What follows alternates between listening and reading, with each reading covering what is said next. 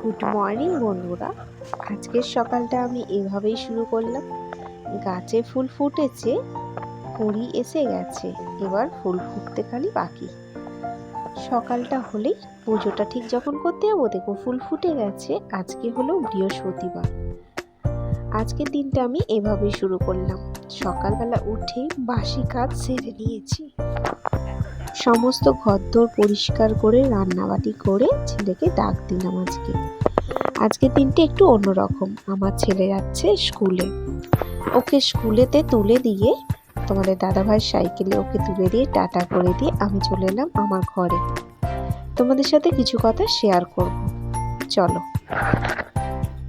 ও হ্যাঁ, ভিডিওর ইন্ট্রোটা দিতেই তো ভুলে গেছি। আমি মন্দিরা চলে এসেছি আজকে একটা নতুন ভিডিও নিয়ে। মন্দিরা ক্রিয়েশনে সকলকে স্বাগত। আজকের দিনটা জানো তো আমার জন্য খুবই স্পেশাল। হ্যাঁ, আজকে হলো আমাদের বিবাহ বার্ষিকী। দেখতে দেখতে অনেকগুলো দিন পার করে ফেললাম, আর আমি যে চাদরটা পাতি আমি সেই চাদরটাই ঠিক পেতে নিই। দেখো এই চাদরটা এতগুলো বছর হয়ে গেল, তাও কিন্তু একই রকম আছে। আজ এতগুলো বছর তোমার হাত ধরে আমি পার করে নিলাম, অনেকগুলো দিন তোমার সাথে কাটালাম। শুভ বিবাহ বার্ষিকী মাই হাজবেন্ড। এভাবেই তুমি ভালো থেকো আর সুখে থেকো। আমাদের পরিবারটা পূর্ণতা পেয়েছে। আমার ছেলেকে নিয়ে আমরা খুব হ্যাপি। আমরা তিনজনেই একে অপরের হাত ধরে ঠিক কাটিয়ে দেবো এই জীবনটা। তুমি খুব ভালো থেকো, সুস্থ থেকো। আগামী দিনগুলো যাতে আমাদের ভালো কাটে সেই চেষ্টাই আমরা করব। Happy anniversary. বিছানাটা টান টান করে গুছিয়ে নিয়েছি আর একই চাদর পেতে নিয়েছি, যেটা তোমাদের সাথে আমি বললাম। ভিডিওটা দিতে আমি একটু দেরি করে ফেললাম, কয়েকটা দিন তো কেটেই গেল। তাই হোক, বাবা একটু ফুল এনেছে, কারণ হলো আজকে বৃহস্পতিবার। তো দুটো ঘরের বিছানায় আমি টান টান করে গুজে নিয়েছি। তারপর আমি যাব ছেলেকে স্কুল থেকে আনতে। চলো আগে রান্নাটা তাড়াতাড়ি করে সেরে নিয়েছি সকালবেলা। আর এই দেখো আমি যাচ্ছি পুজো করতে। ফুল আছে সাথে, আর একটু কাচাকুচি করেছি। আজকে স্কুলে আমি একটু তাড়াতাড়ি আনতে যাব, তার আগে ভাবলাম পুজোটা সেরে দিয়ে যাই, কারণ তারপর স্কুল থেকে এসে না একটু তাড়াহুড়োর মধ্যে পড়ে যেতে হয়। তোমরা তো জানোই আমি পড়ানো নিয়েছি। আর হ্যাঁ, যারা যারা আমার কাছে পড়াতে দিতে চাও দিতে পারো। আমি ক্লাস 3 পর্যন্ত পড়াই।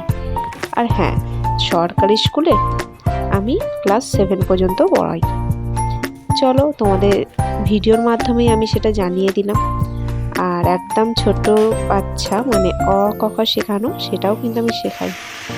এরপর দেখো আমি এখানে পুজো ফুল নিয়ে চলে এসেছি। আগে গোপালকে একটু পরিষ্কার করে নেব, তারপর ঠাকুরের বাসনগুলো ধুয়ে যথারীতি পুজোটা করে নেব। বৃহস্পতিবার যেহেতু, তাই ভাবলাম একটু ধুনো দিই ঘরে। সন্ধেবেলাটাই আমি বেছে নিই ধুনো দেওয়ার জন্য, কিন্তু কি বলতো, সন্ধেবেলা মাঝে মাঝে দিই, আবার কোনো কোনো দিন সকালবেলার সময় থাকলে সেটাই দিয়ে দিই। আজকে যেহেতু 7:30 বাজে, তো আমি এখনই ভাবলাম ধুনোটা দিয়ে দিই।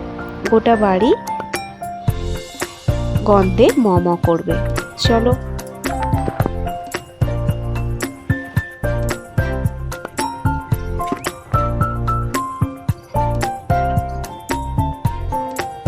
এরপর চন্দনের টিকা দিয়ে আর সিঁদুর দিয়ে আমি পুজো সম্পন্ন করব। আর বৃহস্পতিবার যেহেতু লক্ষ্মী পাঁচালিতে একটু পড়তেই হয়। কি বলতো, যতটা আমার বাবা আমাকে শিখেছে ঠিক ততটাই আমি পুজোটা করি। এই যে এটা হচ্ছে স্কুল থেকে একটুখানি। চলো ছেলেকে কালেক্ট করে নিয়ে একেবারে আসছি। একেবারে সন্ধেবেলা চলে এসেছিলাম। বাড়িতে বানিয়ে নিয়েছিলাম একটুখানি পরোটা, আর তোমাদের দাদাভাই নিয়ে চলে এসেছিলো একটুখানি মাংস আর মিষ্টি। বাড়ির সকলকে একটুখানি মিষ্টি দিয়ে দিয়েছিলাম। আর মাংসটা সেদিনকে অপূর্ব হয়েছিল, তোমাদের দাদাভাই বললো ঠিক ওর পছন্দ মতো। কালকে রাত্রিবেলা ভিডিওটা শেষ করা হয়নি, তাই আজকে তোমাদের সামনে এসে ভিডিওটা এড করে দিতে চাইছি। কালকের ভিডিওটা কেমন লাগলো, ছোট্ট করে মিনি ব্লগ তোমাদের সাথে শেয়ার করলাম, ঠিক 5 মিনিটের মতো। ভিডিওটা ভালো লাগলে একটা লাইক করে দিও, আর কে কোথা থেকে দেখছো অবশ্যই কিন্তু কমেন্ট করে জানিও। আর যারা এখনো পর্যন্ত সাবস্ক্রাইব করোনি পাশে থেকো আর সাবস্ক্রাইব বাটনটা ক্লিক করে দিও, যাতে আমি ভিডিও দেওয়ার সাথে সাথে তোমাদের কাছে নোটিফিকেশন পৌঁছে যেতে পারে। চলো এরপরে আসছে দীঘা ট্যুর 2 পার্ট 2। ফার্স্ট ব্লগটা তো তোমাদের সাথে শেয়ার করে দিয়েছি, সেকেন্ড ব্লগটা খুব তাড়াতাড়ি আসতে চলেছে। চলো সবাই ভালো থাকবে, সুস্থ থাকবে, দেখা হবে আবারও একটা নতুন ভিডিওর সাথে।